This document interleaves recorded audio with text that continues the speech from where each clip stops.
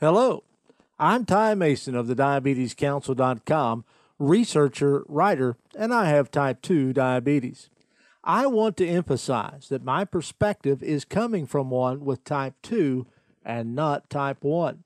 Our channel is primarily for those with type 2 diabetes and pre-diabetes. Today, I want to answer the question, what is the best sugar substitute for type 2 diabetes? After you watch the video today, I invite you to check out the description box for my new ebook. This is one of the most comprehensive diabetes meal planning books you'll find anywhere. It contains diabetes-friendly meals and recipes for different goals such as 800 to 1800 calories per day meal plans, diabetes meal planning tips and tricks. There are also tons of diabetes-friendly recipes for everyone. Now, one of the best aspects of our organization is that we're allowed to work independently of our colleagues, and we don't have to agree with each other all of the time. Some of those who write for the DiabetesCouncil.com will not agree with what I'm going to say today. Others will. But our goal is to give you information and let you decide what's best for you. Now, that being said, I was asked my opinion about the best sugar substitute for diabetes. There are currently about 9 sugar substitutes on the market, each with different names, but the one I've decided to use for myself and feel is safe for me is Splenda, or sucralose. Now, Splenda said it is made from sugar, so one would automatically think that Splenda is a natural sugar substitute.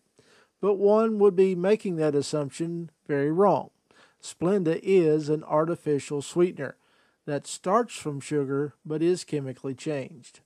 Now, if you were to research the safety aspects of Splenda or sucralose, you would find a wide array of opinions. Some say that Splenda is great. Some say it will kill you. There are those that say Splenda will actually raise blood sugar. Others that say it will either lower it or not affect it at all. Some have said it causes cancer. Others have espoused that long-term use of Splenda could cause liver or kidney damage. Well, let's look at the science.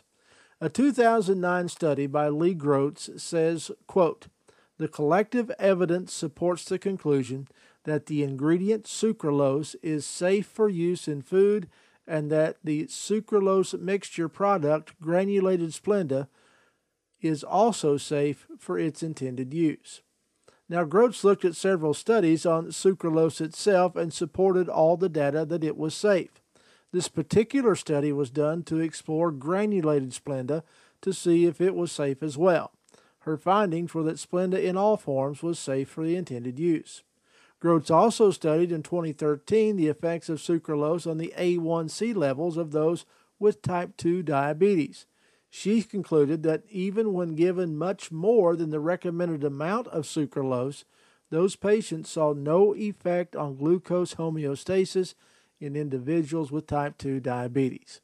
So, Splenda does not raise your blood sugar. A 2000 study by S.W. Mann looked at the claims that sucralose caused cancer.